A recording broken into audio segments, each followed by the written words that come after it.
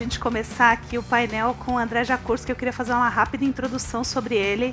É um dos grandes investidores do país, fundador do Banco Pactual e da gestora JGP, que hoje tem cerca de 30 bi sob gestão.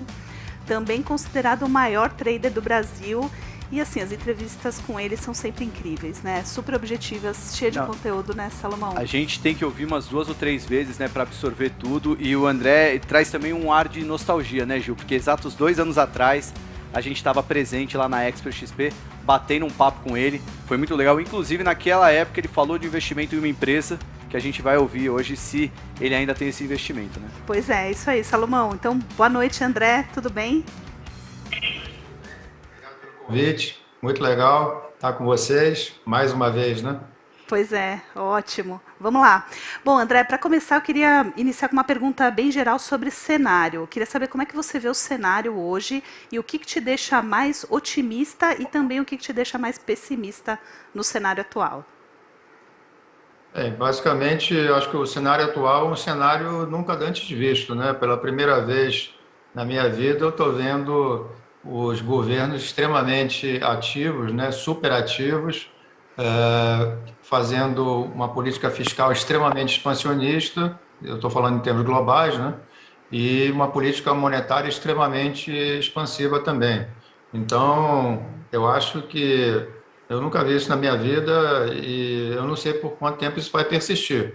Pode ser que persista por mais tempo, mas isso dificulta muito a você fazer investimentos, por paradoxal que seja, porque os parâmetros que você está acostumado a usar ao longo da sua vida não funcionam mais. Tanto que você vê que todos esses fundos de inteligência artificial que estão operando depois da crise de 2008, nenhum deles ganhou dinheiro. Por quê? Porque as coisas mudaram dramaticamente por influência dos bancos centrais e, mais recentemente, por causa dos governos através de política fiscal. Então, o pessoal que ganhava muito dinheiro com inteligência artificial, CTAs e tal, parou de ganhar, não ganha mais dinheiro. Então, você tem que se adaptar. A verdade é que quem sucede não é o mais inteligente, o mais esperto, é o mais adaptativo. Então, você, para continuar dando certo, você tem que se adaptar. É a política darwiniana, né? Quem não se adapta, morre. Então, eu diria que nós estamos agora no pico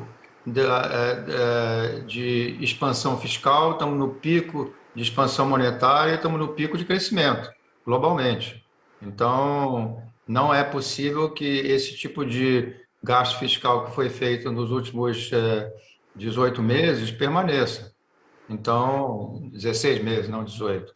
Então, o que vai acontecer é que você vai ter uma mudança de parâmetro, não porque os estímulos vão diminuir apenas, é porque a taxa de variação, a derivada, é que vai diminuir, vai mudar. Então, à medida que a derivada muda, isso tem uma influência muito importante sobre os ativos financeiros. Então, a gente tem que estar muito atento a isso, porque, por exemplo, no Brasil, o impulso fiscal o ano que vem vai ser menor do que foi o ano passado e esse ano. Então, a mesma coisa vai acontecer nos Estados Unidos, na Europa, na China, no Japão, em geral, em todos os lugares. Então, é muito difícil você imaginar que vai ser, essa festa que nós estamos vivendo vai persistir, principalmente porque os ativos financeiros estão extremamente valorizados. Então, quem ganhou, ganhou, mas da agora para frente vai ser pauleira. Então, não vai ser mais moleza, não vai ter facilidade de ganhar dinheiro como se teve nos últimos 16 meses. Quem estava pouco alocado e aproveitou a partir de março do ano passado a surfar esse fenômeno incrível que nós estamos vivendo, ganhou muito dinheiro. Agora, daqui para frente, vai ter que se conformar com retornos menores, seja por causa de menores impulsos fiscais e monetários, seja porque as árvores não crescem até o céu. Então, já subiu bastante e vai ser mais difícil subir na mesma proporção. Eu não estou imaginando necessariamente que os mercados vão deteriorar. Simplesmente, se continuarem subindo, vai ser uma taxa muito mais baixa do que foi. A seleção de ativos vai ser muito mais difícil, porque basicamente no ano passado, e principalmente depois da eleição do Biden em novembro, basicamente qualquer coisa subiu. Então, se você pegasse um macaco que jogasse dardos na lista de ações, ele estaria ganhando bastante dinheiro também. Então, não dá para confundir inteligência com mercado de alta, né? Então, você tem que ter muito cuidado para não se convencer de que você é um gênio quando simplesmente você está surfando uma onda violenta de liquidez, né? Então, mais razões para ser pessimista do que otimista, André. Não diria pessimista, porque essa nova forma de atuar dos governos, tanto os governos centrais como os bancos centrais, mais ou menos dá um put no mercado, né? Quer dizer, cada vez que o mercado tenta cair, eles vêm com mais liquidez, mais estímulos, mais coerção verbal. Então, eu não diria que o cenário é pessimista. O cenário é pessimista para quem tem liquidez. Quem tem dinheiro, no curto prazo, pode ser uma virtude você ter liquidez para aproveitar oportunidades. No longo prazo, é prejuízo garantido, porque a inflação vai ser muito maior do que o rendimento dos títulos de curto prazo. No Brasil, isso foi um fenômeno que aconteceu nos últimos 16 meses. A inflação foi altíssima, você teve acumulado agora vai dar em 12 meses vai dar 8,5% de inflação e o juro era 2 e pouco. Se você fizer o acumulado vai dar um pouco mais de 2. Então, você teve um juro real negativo aí, sei lá, em torno de quase 6%, e isso medindo com a inflação que oficial, né? Porque a inflação das pessoas foi muito maior do que a inflação oficial, porque a cesta de moeda de ativos que foi usada pelo IBGE para medir a inflação não foi a correta. As pessoas não usaram tanto serviço e o peso deles se manteve mais alto do que na realidade foi utilizado. Inclusive, no caso de bens, teve uma compra muito grande de bens e esses bens não foram bem representados no índice de inflação. Então, se você pegar o seu índice de inflação, de qualquer um de nós que está aqui assistindo a nossa conversa, você vai ver que o custo de vida subiu muito, muito mais. Então, eu diria que eu nunca vi no Brasil um juro real tão negativo, a não ser na época da hiperinflação. Então, e naquela época, pô, você tinha uma luta diurna, porque em 89, pô, a inflação era 2% ao dia, né? Hoje nós estamos falando em inflação de 6,5% para esse ano. Isso aí era em 3 dias, né? Em 89, 90. Então, eu não diria que eu sou pessimista, não. Eu ficaria pessimista se os governos, de repente, se assustassem com uma inflação bem mais alta e começassem a restringir a política monetária e o fiscal é impossível continuar no ritmo que está. O Biden está com os pacotes aí adicionais de alguns trilhões de dólares, vai certamente amortecer a derivada do que foi gasto no ano passado, mas não vai ser no mesmo risco.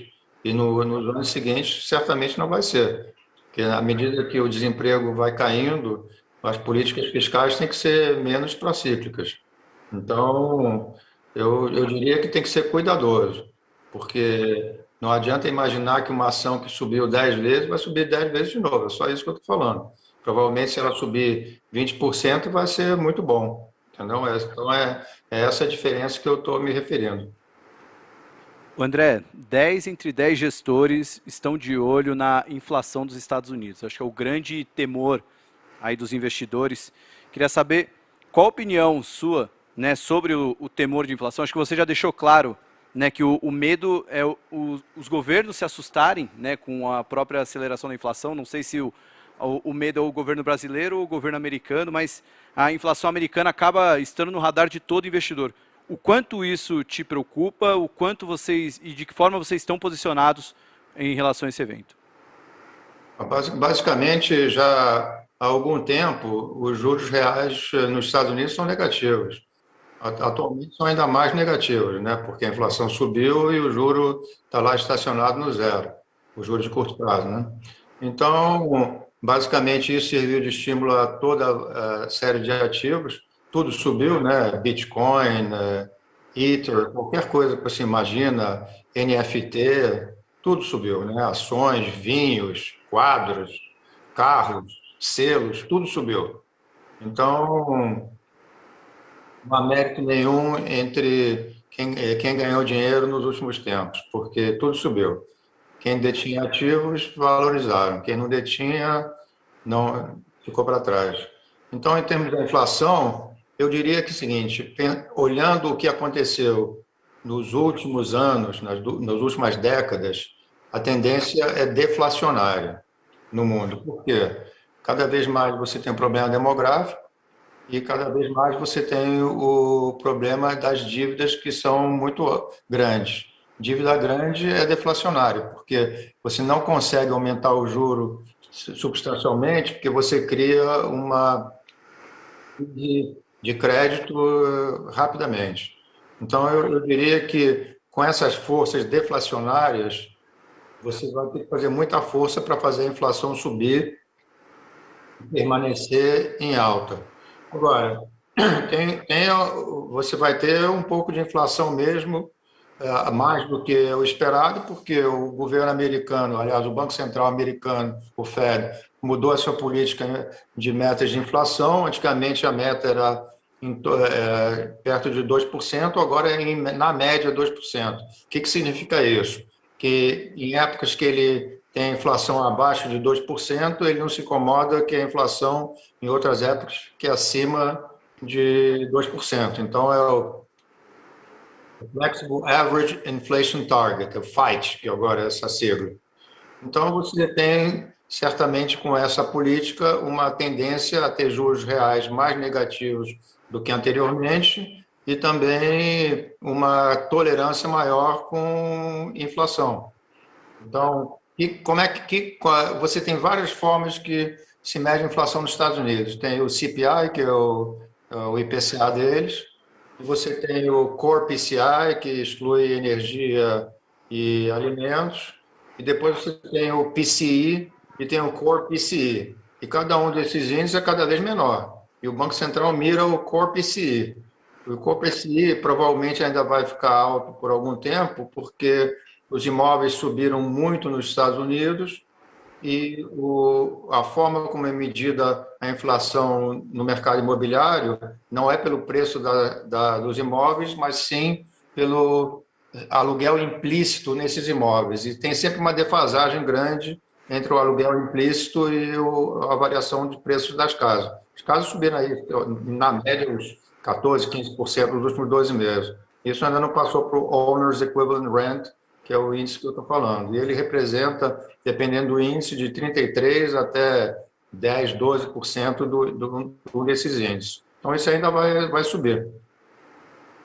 Ainda vai ter um período bastante longo, alguns meses, sem saber quem vai vencer o debate, se é os que dizem que a inflação mudou de patamar permanentemente ou se simplesmente você tem um aumento temporário por problemas de suprimento, problema de demanda excessiva, porque tem uma poupança excessiva que foi criada com esses planos fiscais mirabolantes dos governos. Então, entregaram muito dinheiro na mão das pessoas, principalmente gastaram em bens e agora vão passar a gastar em serviços à medida que a pandemia desacelera e as pessoas voltam a circular mais livremente.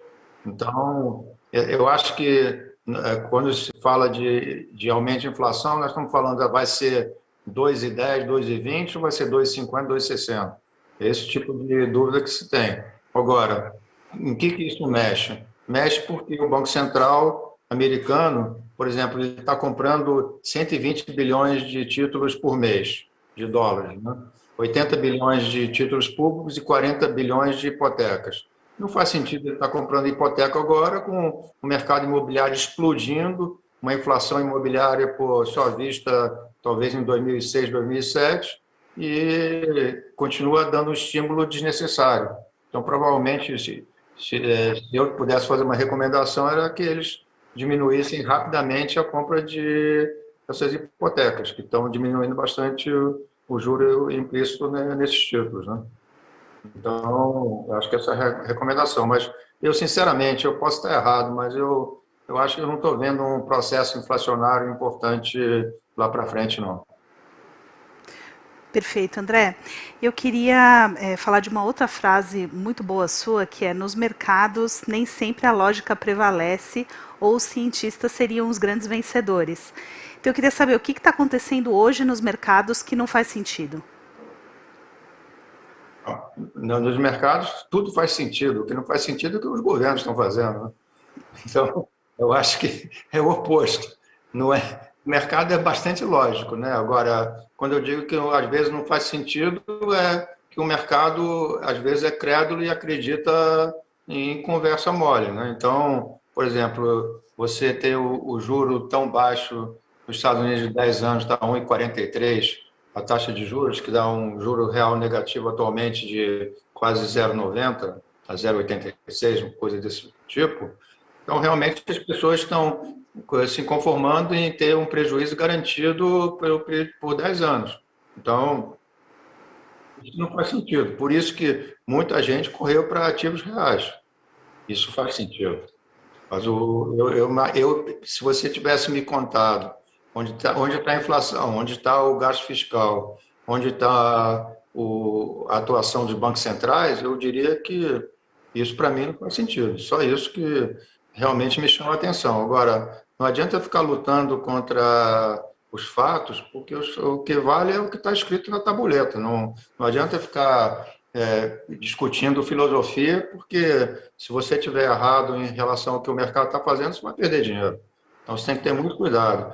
Na década de 80 e 90, o cemitério ficou cheio de malandros querendo sortear o JGB, que é o bond japonês, né? E só se perdia dinheiro vendendo bond japonês, porque a taxa não abria. Então, tem que ter muito cuidado.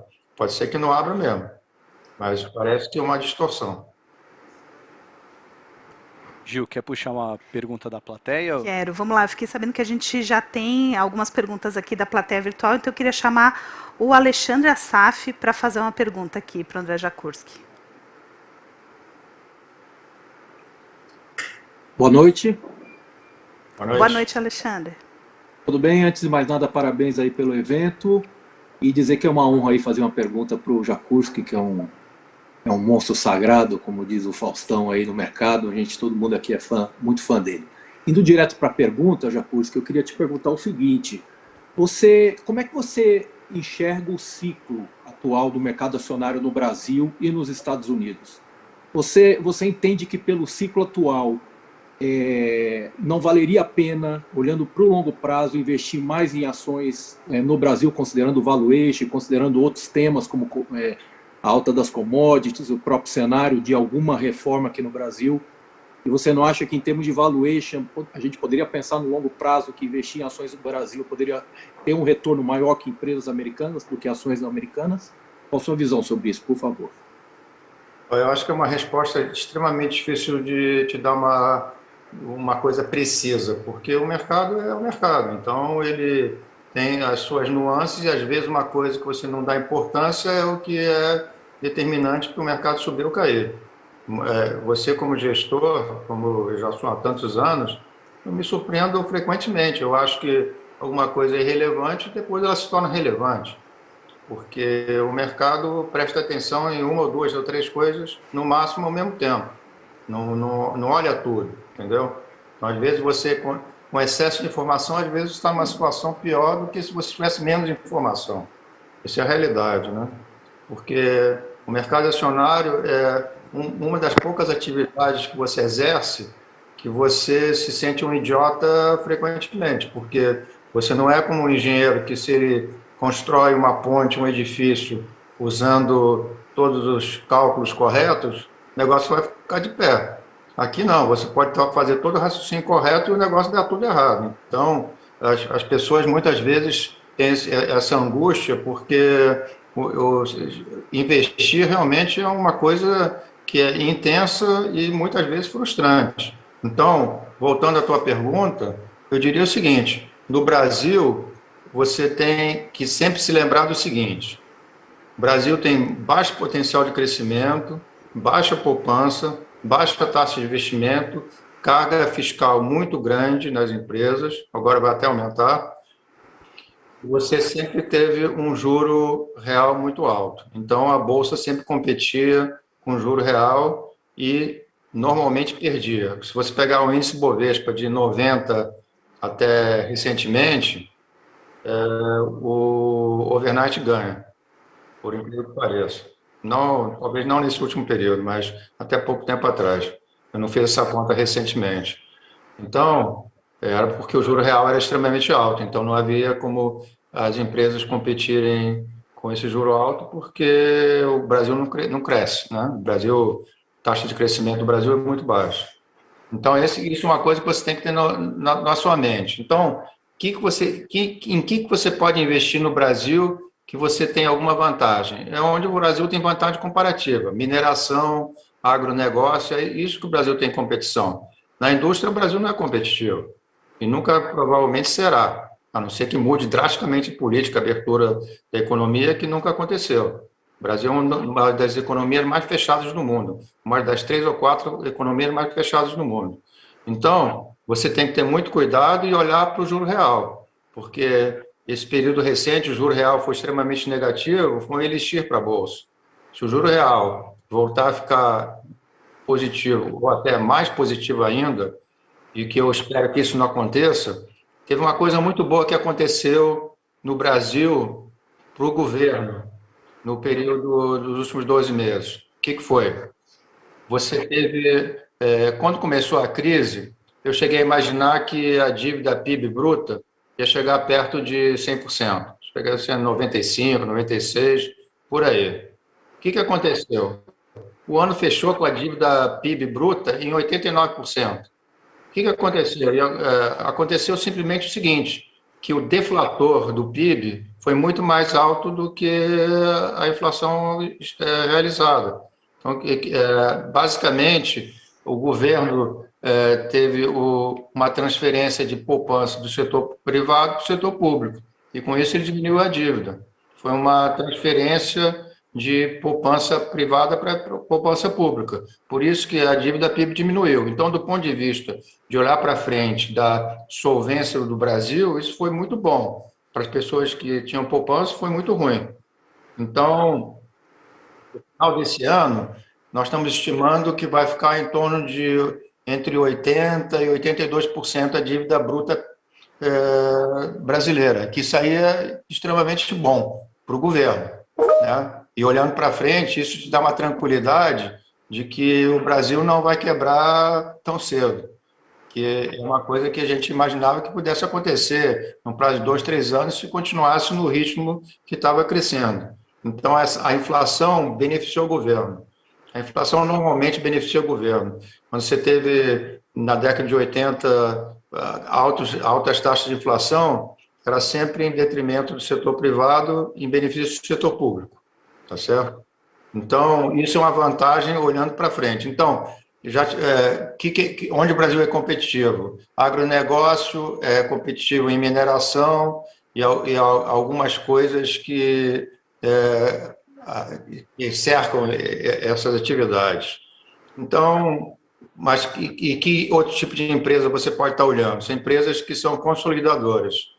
No Brasil, o mercado é muito fragmentado em muitas indústrias. Então, o crescimento de empresas que são mais capitalizadas, principalmente as empresas que estão na Bolsa, têm uma vantagem competitiva enorme. Por quê? Porque elas têm acesso a capital, acesso aos melhores gestores, acesso a tecnologias. Então, essas empresas têm capacidade de crescer fatia de mercado ou por aquisição ou por crescimento orgânico. Então, essas empresas é que você tem que estar olhando. Então, eu não estaria olhando para a Bolsa, estaria olhando para empresas. E, como você falou, o ciclo de commodities ajuda muito o Brasil. Ajudou na época do Lula, o Lula fez um governo que teve um sucesso bastante grande, não foi por méritos dele, foi porque a gente estava num ciclo gigantesco de expansão econômica da China, que apareceu de repente no início do século, e isso foi o pano de fundo para o sucesso que o Lula teve durante o governo dele. Quando o ciclo desacelerou, a vaca foi para o brejo. E também você tem um ciclo muito grande de crédito, né? Uma das coisas que está me preocupando um pouquinho assim na margem agora no Brasil é o endividamento das pessoas físicas. As pessoas físicas estão se endividando muito, principalmente no mercado hipotecário. E o comprometimento de renda já está começando a ficar mais alto. Então, a gente tem que ficar de olho nisso para saber, no caso dos bancos, inadimplência mais para frente, e no caso das pessoas físicas, exaustão da capacidade de consumir. Isso não é nada para o futuro imediato, porque com as transferências de renda que teve do governo federal para as pessoas, a taxa de poupança ainda está muito alta. Então, mesmo que os benefícios que o governo vai dar diminuam, ainda tem poupança para ser digerida aí. Então, eu não tenho uma visão nem positiva nem negativa para a Bolsa, tenho visão positiva ou negativa para empresas. Deixa eu aproveitar, já que o tempo está correndo, vou fazer duas perguntas em uma, tá, André? A primeira, no nosso papo 2 anos atrás, a gente perguntou um ativo para ter em carteira, e você falou que gostava da Oi. E, bom, você tem uma visão global de mercado e falar sobre a Oi chamou nossa atenção, queria saber como que está esse investimento, essa tese, e também já encaixar outra opinião que eu ouvi sua sobre Bitcoin, porque em vários eventos você já falou, né, que é como se fosse uma obra de arte, vale muito mais a lei da oferta e da procura, não é de fato uma reserva de valor. E como você é uma pessoa super estudada do mercado, eu queria saber se tem alguma atualização sobre a visão em cima de Bitcoin e criptomoedas em geral. Então, Oi e Bitcoin. No caso da Oi, eu sempre disse, talvez a Juliana se lembre, que a Oi era um private equity com cotação diária, né? Então, é uma situação que não é legal, porque é uma reestruturação de uma empresa, uma mudança completa do que a empresa faz e em detrimento do que ela fazia. Uma empresa que era basicamente de voz, e voz está morrendo no mundo inteiro, e ela fez uma transformação importante que provavelmente vai dar frutos a partir de agora.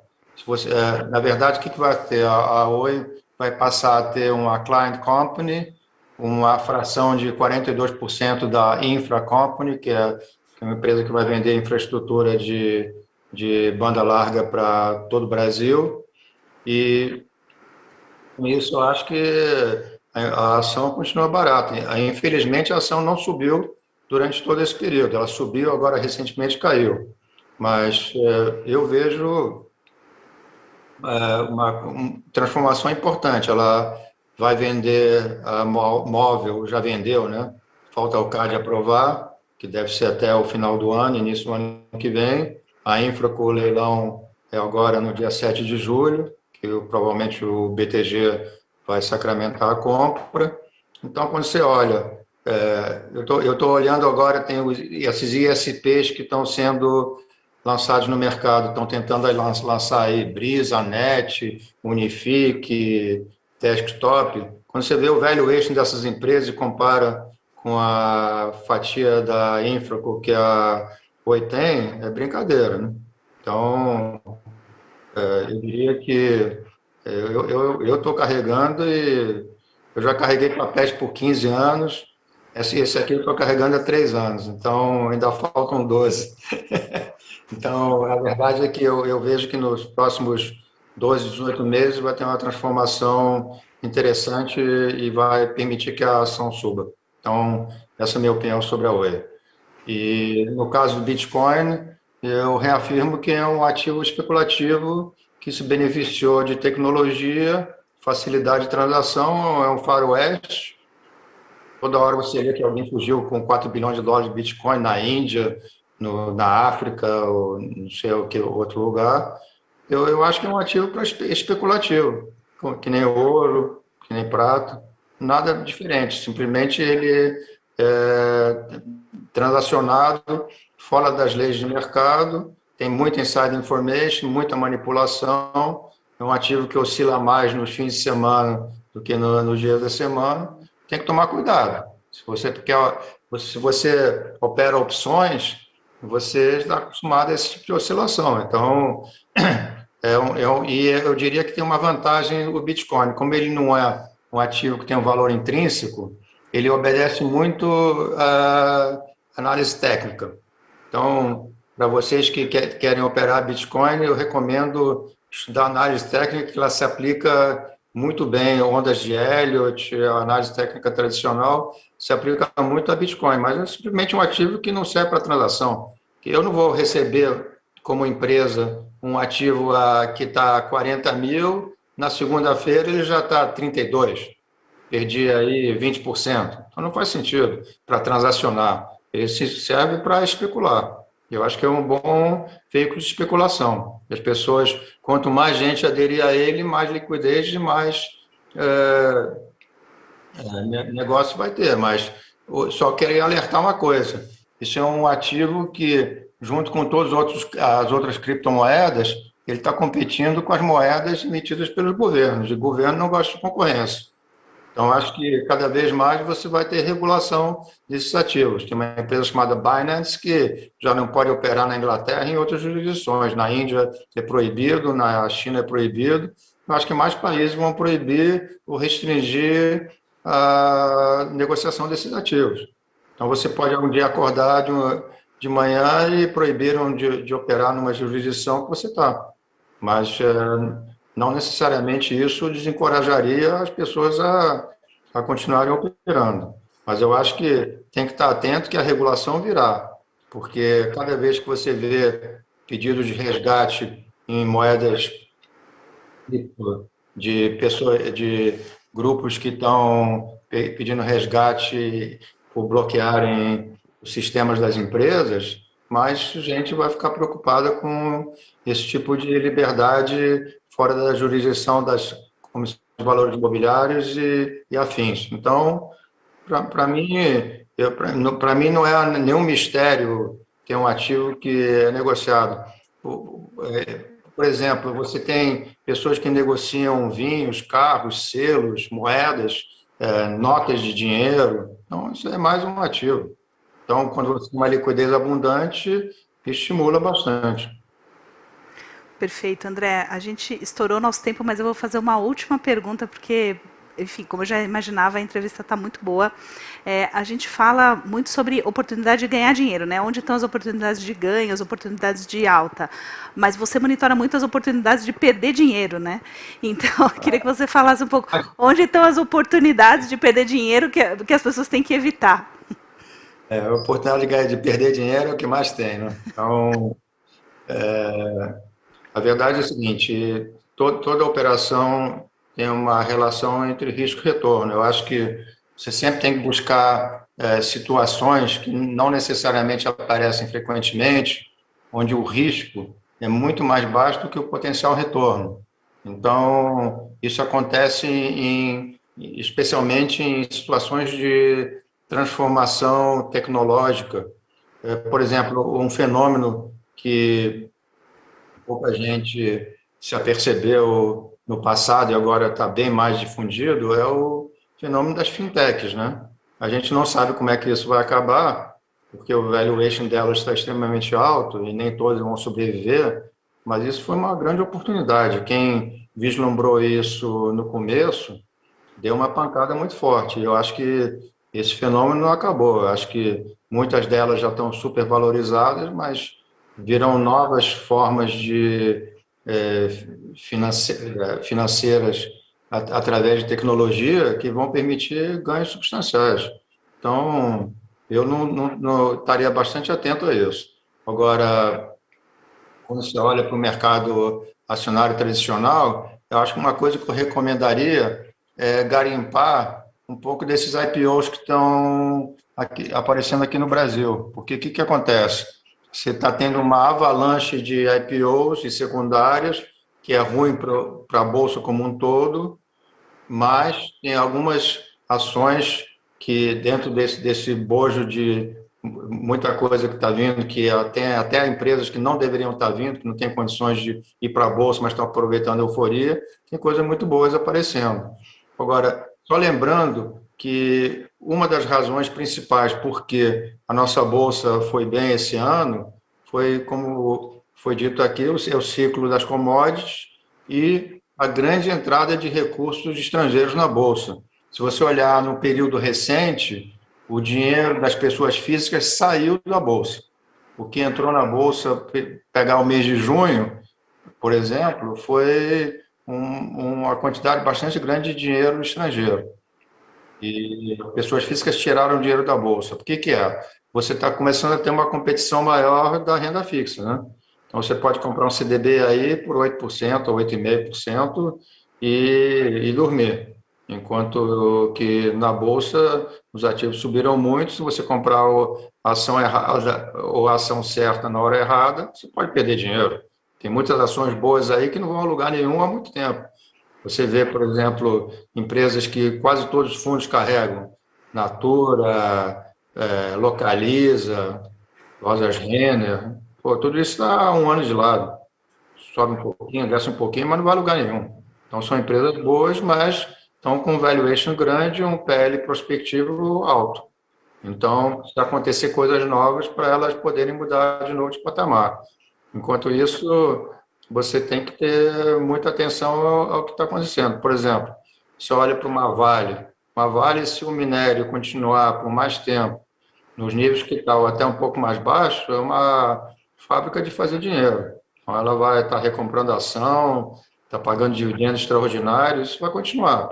Esse segundo semestre, certamente, a Vale vai fazer um dividendo extraordinário grande, porque se passar esse pacote fiscal aí que caiu com uma bomba na cabeça da economia, certamente vai ter esse dividendo tributado em 15%, 20%, ou 10%, mas vai ser tributado se passar o pacote. Então, a Vale provavelmente está gerando um caixa gigantesco, vai pagar um grande dividendo. Então, tem que estar atento a essas oportunidades.